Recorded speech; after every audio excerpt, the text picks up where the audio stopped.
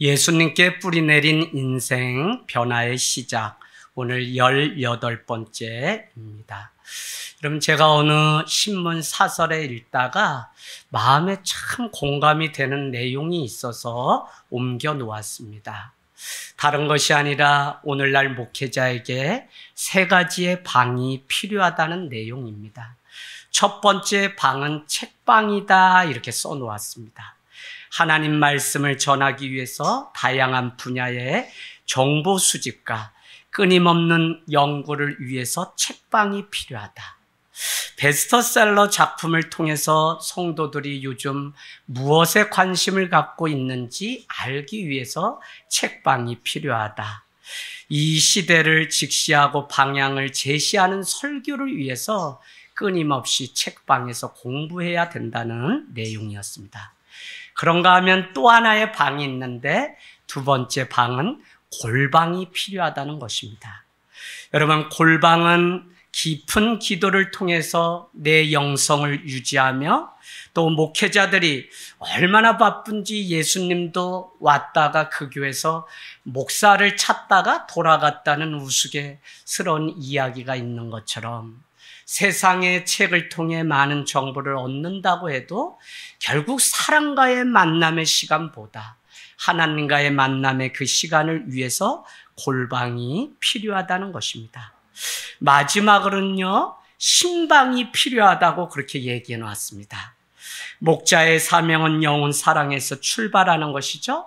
그래서 날마다 양떼가 몇 마리인지 세는 것이 목자의 심정입니다. 우리 안에 100마리의 양떼가 없기 때문에 그 한 마리 잃어버린 양을 위해서 자신의 전부를 걸고 찾아가는 이 신방. 특별히 저는 여러분께 이렇게 말씀드렸습니다. 성도님들이 교회로 향해서 이렇게 오는 거리를 목회자가 다시 그 길을 거꾸로 성도의 사업장과 가정으로 신방하는 일을 통해서 우리 집사님이 이렇게 위험을 무릅쓰고 때로는 이 좁은 길을 이렇게 돌아서 오시는구나라는 이해를 할 수 있기 때문에 신방이야말로 성도들의 삶의 자리가 어떠한지 이해할 수 있는 좋은 자리라는 것입니다. 제가 이것을 읽으면서 그런 생각이 들었습니다. 여러분, 이것은 목회자의 방만이 아니라 오늘을 살아가는 성도에게 필요한 방이겠다. 현대인들은 다 바쁜 나머지 열심히 살지만 1년을 우리가 계산해 보면 남은 것이 하나도 없고 오히려 잃어버린 내 자신을 볼 수 있다는 것입니다.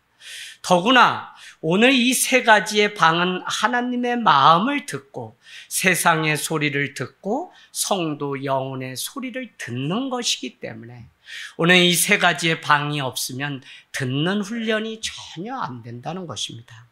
그렇게 되면 우리는 듣는다는 것이 또 다른 말로 하면 읽어내는 것인데, 책방을 통해 사람의 마음을 읽고 골방을 통해서 하나님의 마음을 알고 신방을 통해 성도의 마음을 듣는 그 일들을 할 수 없는 것입니다. 저는 여러분께 늘 말씀드리지만 설교가 어려운 것은 이 한 시간을 위해서 세상에서 6일을 살아내는 그 시간이 어렵습니다. 강단 위에서 얼마든지 유창하게 설교하고 연습하면 되겠죠. 그러나 내가 살아내지 못한 것을 설교하는 목회자의 심정은 너무 괴로운 것입니다. 마치 거짓의 오물을 뒤집어 쓰고 아닌 것처럼 이중성의 노예가 돼서 살아간다면 내가 아무리 목에 힘을 주어 한들 그것이 무슨 소용이 있겠습니까? 그러고 보니까 세상에서 6일 동안의 그 삶이라고 하는 것은 하나님의 마음을 읽고 또 하나님의 마음을 듣고 성도들의 삶을 또 읽고 듣는, 그리고 세상이 어떻게 돌아가는지 또 읽고 듣는, 그것이 한 주 내 삶에 절대적으로 필요한 시간이라는 사실을 깨닫게 됩니다. 여러분, 우리는 어떤 자리, 어떤 상황 가운데 놓여 있든지 늘 더불어 함께 살아갈 때 의미 있는 존재가 될 수 있습니다. 그래서 무엇보다도 잘 듣고 잘 읽는 훈련이 우리에게 필요합니다. 저희는 2022년 다른 것 말씀하지 않고 예수님께 깊이 뿌리 내린 인생 변화의 시작. 로마서 12장 1절 2절 너희는 세상을 본받지 말고 컨펌입니다.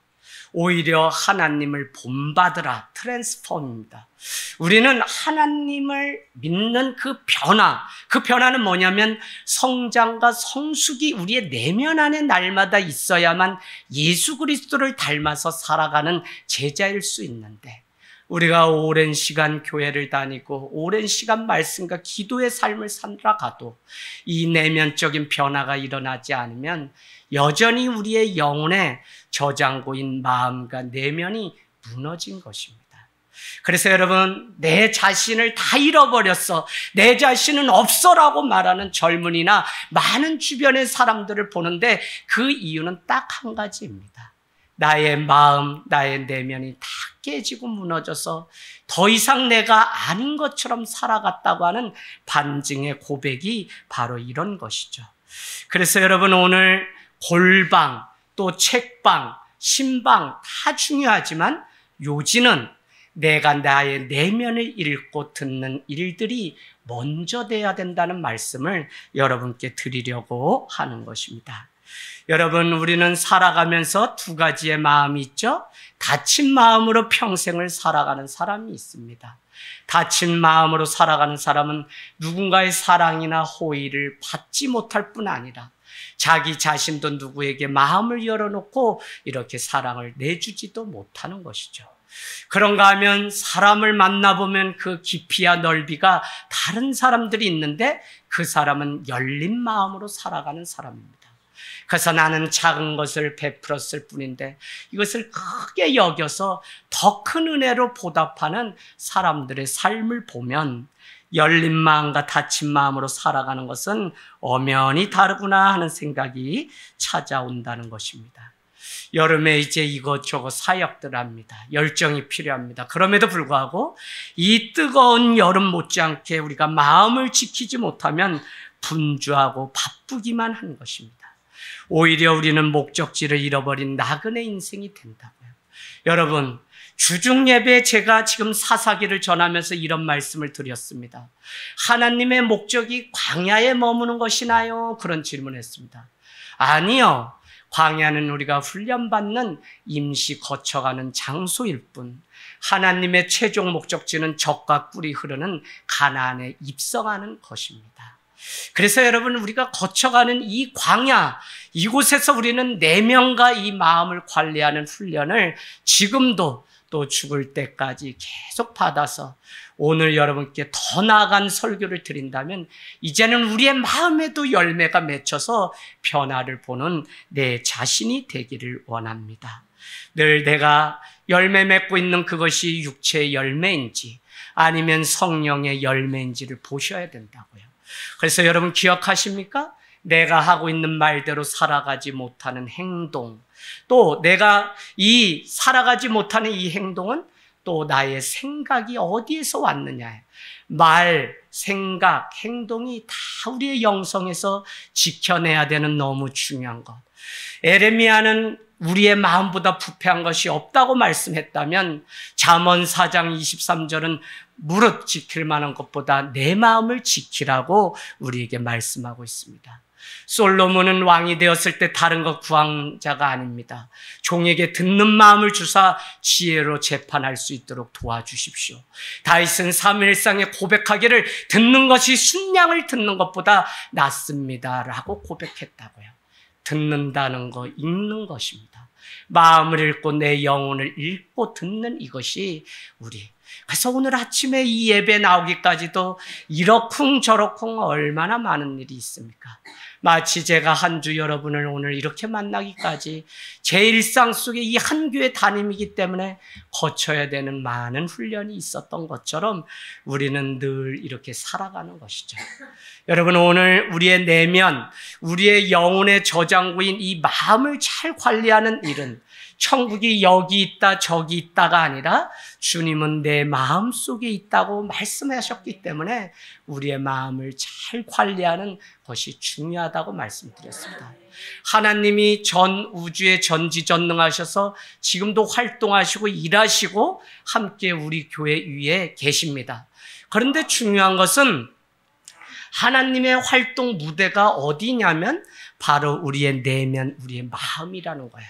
그래서 아무리 세상에 산의 진미가 있어도 내 마음이 일그러지고 깨지면 더 이상 산의 진미가 아니고 우리는 너무 큰 괴로움을. 그래서 누가 큰 자냐? 상대방의 그 마음을 평안하게 해주는 것. 여러분, 내가 어느 날 이렇게 갑자기 이렇게 생긴 게 아니죠? 그 얘기는 부모님으로부터 유전을 받고 오랜 세월 살아가 보니 이렇게 된 것입니다.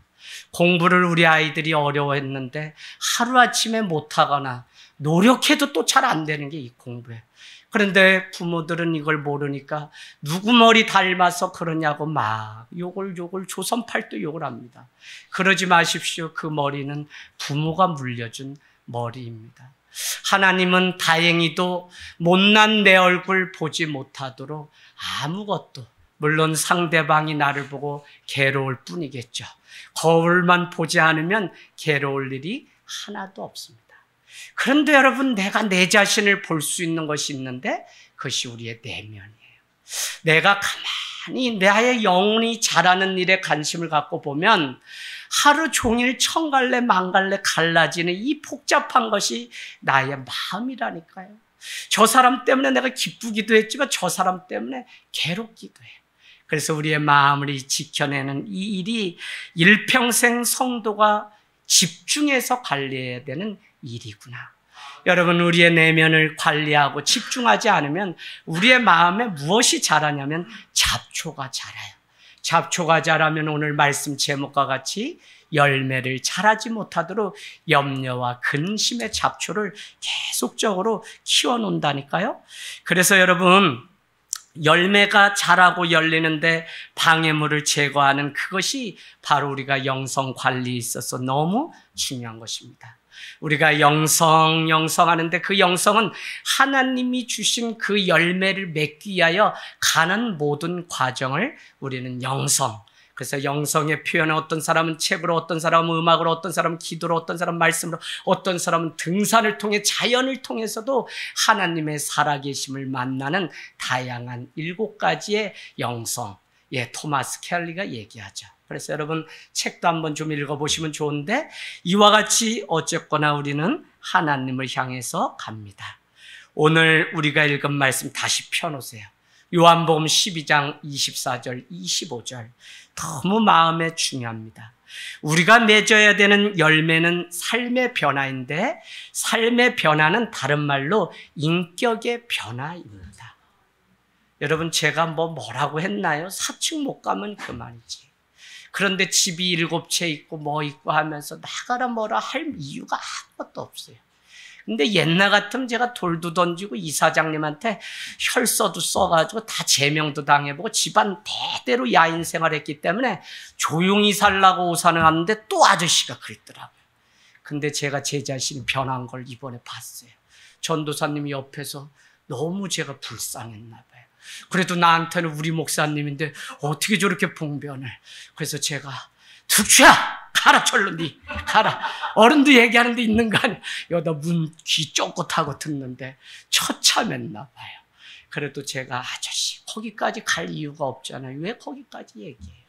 아니 여태까지 잘 있고 아저씨 전교에 상처받은 것 때문에 저도 할 말 있지만 다 참고 여기까지 했는데, 아니 4층 안 주면 이제 또 안 가면 되지. 그것 때문에 저를 전 사람 상처 때문에 저한테 다 풀어놓을 게 뭐나요? 그랬더니 어떻게 다 말하다 아저씨라고 했다. 또 아저씨라고 불렀다고 또. 그래서 사장님이라고 그동안 했거든요. 근데 저도 이렇게 아저씨라고 해서. 그래서 야, 세상 사는 게 어렵다.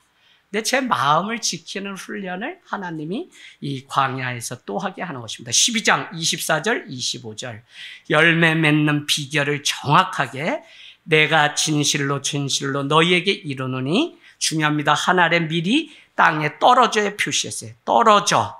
두 번째, 죽지 아니하면 한 알 그대로 있고 죽으면 많은 열매를 맺느니라.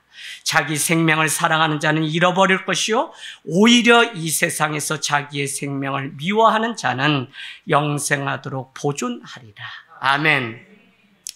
열매를 맺는 비결 첫 번째, 여러분 적어놔 보실래요? 위에서 아래로 떨어지는 데 있습니다. 무슨 말이냐? 오늘 말씀에 이런 구절 있죠? 한 알의 밀이 땅에 떨어져야 된다고. 떨어져야 돼요. 열매 맺는 길은 위에서 아래로 떨어지는 것 외에는 없다는 것입니다. 여러분, 누가 그리셨냐면 바로 예수님이 그리셨습니다. 예수님의 생애는 위에서 아래로 떨어지는 인생이었습니다. 끊임없이 아래로 내려가 결국 구유에까지 내려오신 인생이죠. 세상은 위로 올라가고 높아지는 데 관심이 있다면 우리는 세상은 평판을 얻으려고 하고 인기를 중요하게 생각한다면 우리 예수님은 전혀 그런 삶이 아니었다는 것입니다. 여러분, 작고 아래로 내려오시고 가장 아래로 내려와 섬기시고 자기 이미지 관리가 전혀 없으셨습니다. 세상에 주목도 받지 못한 채 말 구유에 누인 아기 예수님이 그 인생의 전부였다고요. 세상이 주목도 받지 못하고 목수의 아들로 태어났다는 그것이 예수님의 전부였습니다. 정말 우리가 복음을 알고 복음을 믿고 예수 그리스도의 구원을 향해 걸어가는 교회가 맞다면 이 교회는 더 이상 세상의 평판과 인기에 관심 가질 것이 아니라 우리는 내가 예수 그리스도로 인하여 영혼이 잘되고 범사가 예수 그리스도로 인하여 형통한 삶을 살아가는 그것을 사모하는 자가 되기를 원합니다. 아래에 있는 사람이 아래로 내려간 것이 아니라 하나님과 동등됨을 취하지 않고 위에서 아래로 떨어진 것이 바로 예수님의 인생이라는 것입니다. 여러분, 위에서 십자가에서 예수님은 모든 것을 쏟았습니다. 피와 눈물을 쏟았고 그 땀방울을 흘리셨습니다. 그렇게 흘러보낸 그것이 온 인류의 구원을 가져오는 열매가 된 것입니다. 모든 생명은 죽어야만 거기에 생명이 있습니다. 그래서 오늘 한 알의 밀알이 땅에 떨어질 뿐만 아니라 썩어서 죽어야만 거기에 생명이 있다는 것입니다. 오늘날만 관계에 어려움이 있어요. 여러분, 최고의 그 승리는 뭐라고 제가 말씀드렸죠? 리차드 포스트 교수는 최고의 승리는 인간 관계의 승리다, 그렇게 말했습니다. 그만큼 우리도 다 깨지고 여기저기 뾰족해서 심지어는 내가 낳은 자녀와도 관계하기가 어려운 시대에 살아갑니다. 그렇기 때문에 최고의 인간 승리는 바로 영성 승리는 인간 관계 승리다. 저는 이 말이 참 늘 그런가 하면 풀트린 그리스도인이 된다는 것은 온전한 관계를 맺고 사는 것이다. 깨진 그 관계를 온전하게 맺어주는 그것이 바로 그리스도인이 온전하게 살아가는 방법이라는 것입니다. 여러분, 오늘 모든 것이 썩어야만 죽음에서 생명이 다시 시작되는 것을 우리는 볼 수 있습니다. 그런가 하면 오늘 읽은 이 말씀에 우리의 신앙이 반드시 열매를 맺어야 되는데 위에서 아래로 떨어질 뿐만 아니라 두 번째는 감추어져 있어야만 열매를 맺을 수 있다는 것입니다. 한 알의 밀이 땅에 떨어진 다음엔 어떻게 하죠? 땅 속에 그 씨앗이 감춰지는 과정이 있습니다. 씨앗이 싹이 나고 열매가 맺어지려면 먼저 땅 속에 감춰줘야 돼요. 먼저 싹이 나기 전에 드러나게 되면 새가 와서 먹어버리고 어떻게 해요? 그 잎사귀를 다 태양빛에 말라버리게 됩니다. 오직 씨앗은 땅에 감추어질 때 그것이 열매가 될 수 있어요. 오늘을 살아가는 우리의 삶이 대중 앞에 드러내고 욕망을 끊어버리지 않는다면 아무리 열심히 살아도 열매가 없는 것입니다. 우리의 일상 삶도 똑같죠. 세상 사람들의 인정에 목말라서 살아가는 오늘 현실을 생각하면 가장 불쌍한 시대에 살아가는 사람들이 바로 우리입니다. 어려서부터 무엇이든지 하면 잘해야 돼요. 시험을 보면 아이들이 왜 스트레스 받나요? 잘 봐야 돼요. 그래야 좋은 직장 가고 좋은 사람 만나고 좋게 인정받으니까. 계속 인정에 목말라서 살아가는 현대라는 사실을 깨닫게 된다면 여러분 자녀들이 무엇 하나라도 잘하는 부분이 있으면 그것을 크게 봐줘야지. 국영수부터 옛날 어느 시대인데 다 울백 맞아야지 잘한다고 하면 잘할 사람이 아무도 없습니다. 적어도 자기가 열심히 사는 거야 뭐라고 할 필요 없지만 부모가 계속 아이의 인생을 이래라 저래라 하는 것은 온당치 않다는 것입니다. 여러분 정말 그 인기와 그 사람들의 인정에 영합해서 살아가려고 하니까 아이들조차도 시험 가운데 스트레스를 받는 것을 보게 됩니다. 그러니 교회도 커야 하고 목회자도 유명해야 되고 심지어 직분이라는 것도 계급으로 여기기 때문에 우리 교회 안에 와서 6개월도 안 되신 분이 장로 직분을 달라. 왜요? 세상 가서 사업을 하고 파트너를 만날 때 장로라고 해야 계약이 잘 체결되기 때문에 그렇다는 황당한 이야기도 들은 적이 있습니다. 여러분 이 인기와 명성을 쫓아가면 우리 내면 안에 예수로 꽉 차고 예수님께 깊이 뿌리 내려야 되는 이것은 이미 다 무너졌어요. 그래서 여러분의 입술과 생각과 마음이 어디에 있는지를 잘 보셔야 됩니다. 오늘 여러분 24절 말씀 가보실까요? 24절 정말 한 알의 밀알이 땅에 떨어져 죽지 아니하면 한 알 그대로 있고 죽으면 많은 열매를 맺는다고 하는 그것이 무슨 의미인지 우리가 아셔야 된다고요. 저는 오산에 내려올 때 그런 마음이었어요. 여기저기 담임 목사 또 지교회로 해준다고 하고 또 우리 교회가 이렇게 해서 제가 신문에 이름 석자라도 나니까 또 교회를 사주고 차를 24인승 사주고 많은 얘기를. 근데 그런 말은 솔직히 하나도 들어오지 않아요. 왜요? 처음 출발부터 건강한 교회에 관심이 있었기 때문에 그 나물에 그 밥에 다시 그냥 비빔밥 버무리듯 하고 싶지 않았습니다. 목회자 때문에 마음 아파 건강한 교회를 꿈꾸고 개척을 오산에 하게 되었고 누구의 잘못인지 모르겠지만 개척을 하면서 만나는 성도들도 그 마음이 많이 상처로 얼룩져 있는 것을 보게 되었습니다. 저는 하늘땅 교회 목회자로 사는 이것 때문에 어디 가지 못하는 자입니다. 이것이 착각이어도 좋고 저는 함께 다만 가슴 아파하고 함께 울어주고 함께 손잡아줄 사랑하는 성도들이 계시다는 게 감사합니다. 지난 목요일에 사층 그 일을 겪고서 제가 짤막하게 SNS에 일기를 써놓은 것을 전문을 그냥 읽어드리도록 하겠습니다. 우리 성도들은 목사 잘못 만나 고생하신다. 재정은 매월 남겨두지 않으니 급한 일 생기면 감당이 안 된다. 나눠야 할 곳이 한두 곳이 아니니 없는데 또 나누고 나눈다. 주중에 전국을 누빈 스타씨가 6년 만에 20만 킬로를 넘기면서 순교했다. 차가 너무 움직여서 수리비가 장난 아니게 나왔다. 결국 눈물 머금고 헤어졌다. 새 차를 구입하러 가니 기본이 4천만 원 이상이다. 그냥 돌아와 한숨 쉬고 있으니 소식 듣고 저녁 기도에 오신 성도님들 20분이면 가실 거리를 9시 30분에 집으로 가셨는데 대중교통 이용해서 11시 반에 도착했다는 문자를 받게 되었다. 없어도 너무 없고 가난해도 너무 가난한 교회. 그래도 가진 것이 가장 많은 것처럼 살아가는 목사의 삶에 아무 소리 없이 불편을 감당해주는 성도님들. 때로는 미안하다. 오늘 장문의 문자가 왔다. 요지는 목사님 지금처럼 기죽지 말고 계속 가달라는 것이다. 뒤에는 하나님과 우리가 지키고 있다는 내용이었다.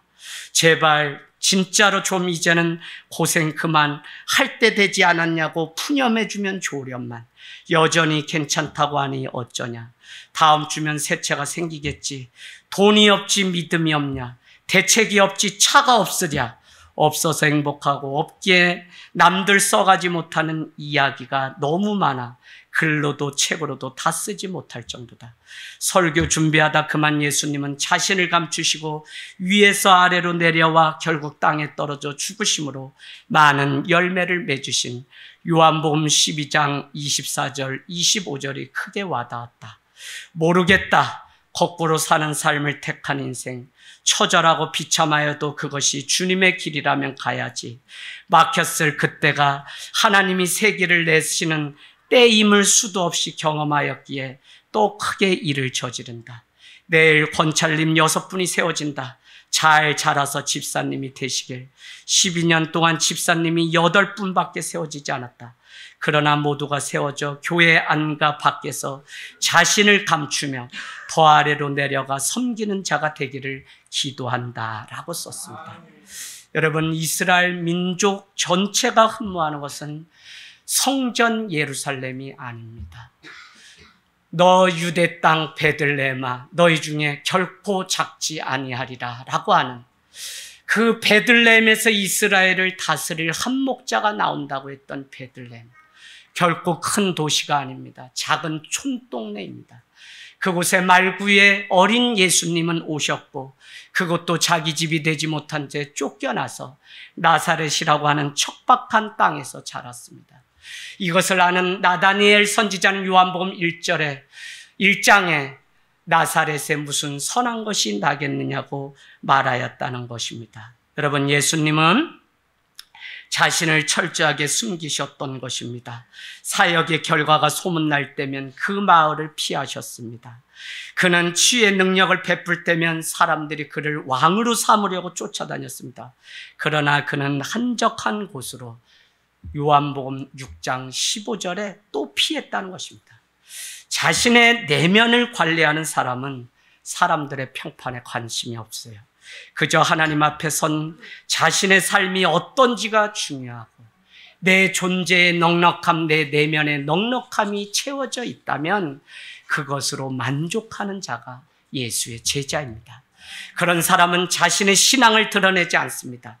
하지만 예수님께 깊이 뿌리 내리고 살아가는 사람의 삶은 가만히 있어도, 숨어 있어도, 더 낮은 자리로 가도, 광야로 가도 사람들이 찾아오며 소문이 나기 마련입니다. 드러내는 신앙이 아니라 드러나는 신앙, 그것이 바로 참된 신앙이고, 하늘 땅 교회와 저와 여러분이 그런 삶을 살아가기를 원합니다.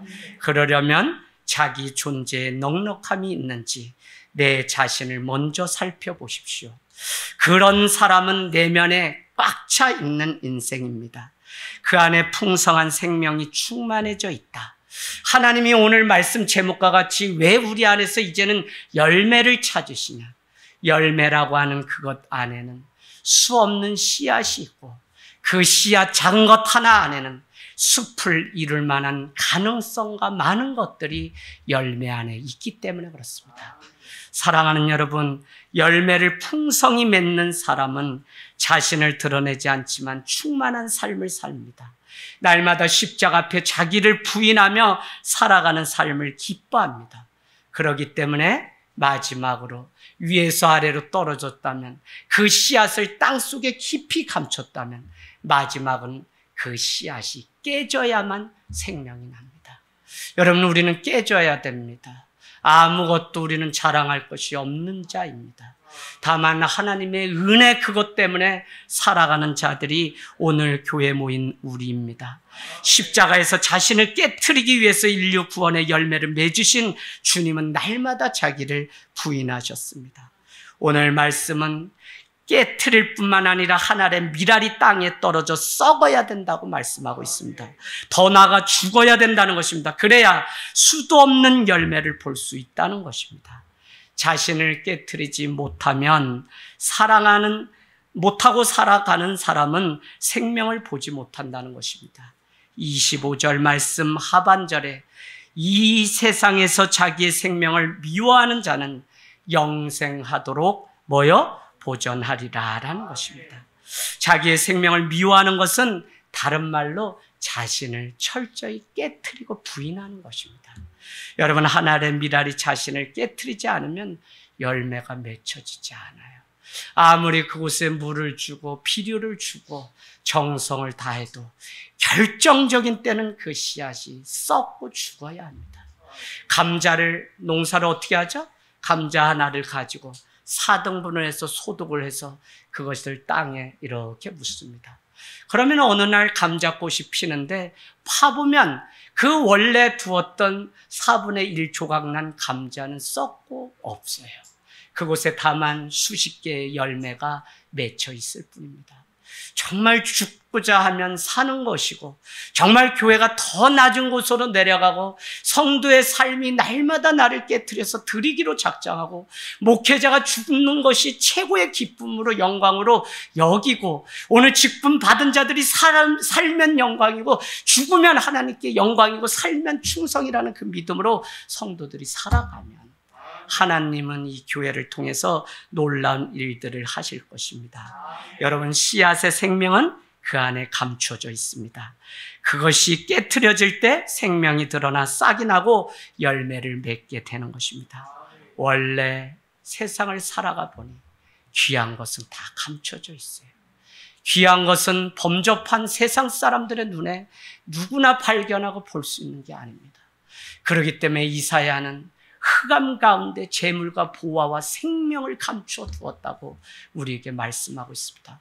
그 깜깜한 흑암 뒤에 재물과 생명, 영광을 감춰 두신 하나님의 계획을 보면 우리는 이 감춰져 있고 이 안에서 정말 보화가 흔하지 않은 이유는 쉽게 발견되지 않기 때문인데, 그 보화는 흑암 중에서만 발견할 수 있다는 것입니다.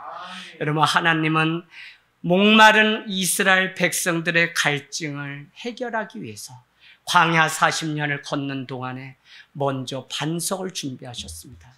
모세가 이 반석을 지팡이를 칠 때 거기에서 생명을 살리는 생수가 나왔던 것입니다.